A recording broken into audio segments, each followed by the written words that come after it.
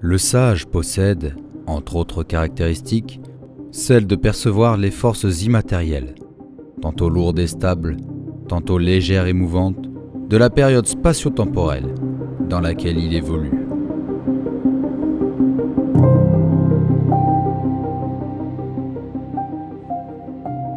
Cela signifie que, par l'inné ou par l'acquis, là où tout un chacun verra, percevra et arpentera le monde à l'aune de ses intérêts immédiats, par le prisme du bénéfice qu'il peut en tirer, le sage verra, percevra et arpentera le monde en contemplant les interactions de ses contemporains, leurs causes profondes et leurs conséquences sur le présent des sociétés humaines.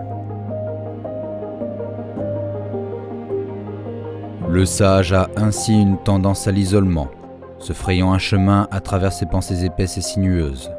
Isolé car parvenant à se détacher de la compagnie et de la vie des autres, de ceux qui partagent le même espace, la même temporalité, mais qui l'appréhendent différemment de lui.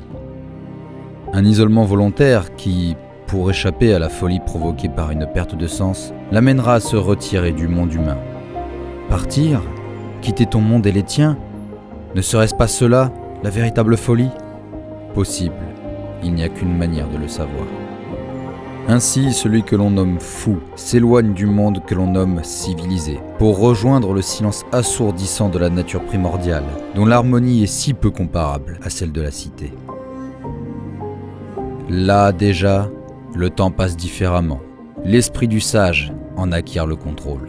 Il aligne sa réflexion avec le chant du vent. Son souffle acquiert le rythme de la danse des feuillages. Son corps s'accommode de l'absence de confort et de routine de cet autre monde, irrégulier, sauvage. Lui, le fou, s'adapte au mode de vie de ces êtres sans langage. Aussi sensibles et intelligentes puissent-elles être, ces créatures n'ont pas encore la conscience de l'utilité des lois, du nécessaire effort de les développer. Elles maintiennent ainsi leur soumission à celle implacable du plus fort ou du plus rusé.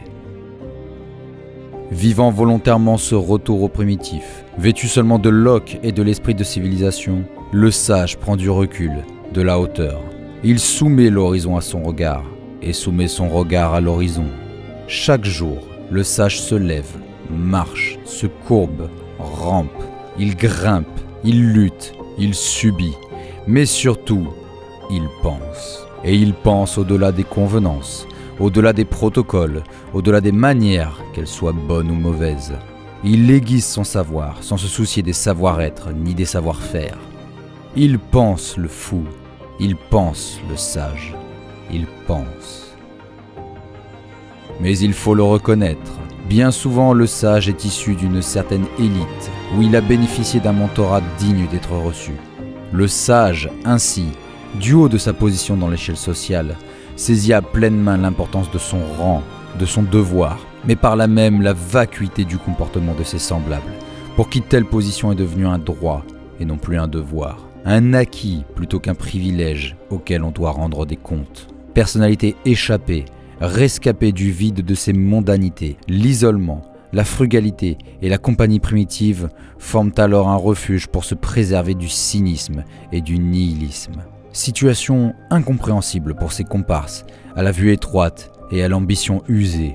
Il est fou, se mettent-ils à chanter. Est-ce folie que de continuer sans cesse à s'interroger ?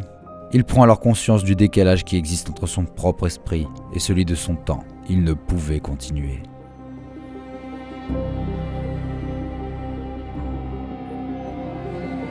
Mais voilà que le temps faisant œuvre, arrive le moment où le sage estime l'utilité de sa retraite atteinte, le pourquoi du comment découvert. Les questions, enfin, ont obtenu leur réponse.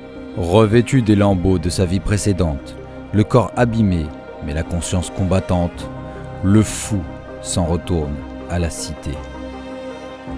À ses yeux neufs, le regroupement de ses semblables en un point donné ressemble davantage à une matière brute qu'à un idéal achevé. Matière brute, mais argileuse, et donc malléable. C'est celle de la conscience collective d'une destinée commune et partagée. Mais la stagnation menace, et à nouveau, il faut la relancer. Son retour, ou son arrivée, peuvent être perçues comme déroutantes, marquantes, mais aussi, après tout, ignorées. Telles les mains habituées à la tâche du forgeron ou du potier, les paroles du sage se répandent et, s'enquérant de ce qu'est devenu le monde des hommes, commencent à sculpter l'esprit de ceux qui en deviennent le réceptacle. Reconnus pour leur élévation ou la déstabilisation qu'elles procurent, les paroles du sage apaisent, heurtent, soignent et blessent, car elles ne font pas le lit de Procuste. S'agglomérant autour de lui, élèves et disciples accepteront sa vision. Si son équipe est sauvage et les leçons qu'il en tirera ne menacent pas le pouvoir, ses paroles construiront de nouveaux édifices culturels et alourdiront l'héritage académique et intellectuel de son peuple. Mais si ces idées nouvelles provoquent un séisme populaire faisant vaciller le sommet de l'échelon social, alors l'éclair du pouvoir tentera de le pourfendre.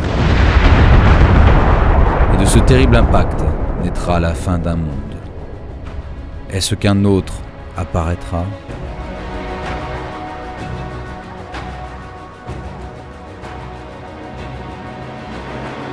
Alors revenons à notre temps, ce cadeau que l'on nomme le présent. À votre tour de prendre du recul, de la hauteur, de soumettre l'horizon à votre regard, puis de soumettre votre regard à l'horizon. Votre place peut être considérée comme étant en dehors de l'élite. Néanmoins, l'accès à l'érudition n'a jamais été aussi simple. L'élévation d'esprit reste à votre portée. L'époque est propice à la sagesse, et elle permet même la plongée dans celle des précédents siècles. N'ayez pas peur de vous y confronter, c'est ce qu'ils ont tous fait. Devenez porteur d'espoir pour votre cité, devenez juge des comportements qui la condamnent. Combattez la crainte de vos contemporains, comprenez que ce qu'ils comprennent est leur propre intérêt avant celui de leur prochain. Bien entendu, sachez apprécier la valeur d'un argument meilleur, car même le sage n'a pas réponse à tout. C'est ce qui fait la valeur de cette appellation, et autrement, il mériterait peut-être le titre de fou. Confrontez votre esprit à celui de votre temps, et peut-être vous l'impacterez. Aujourd'hui, maintenant, et sans doute accéderez-vous à l'immortalité.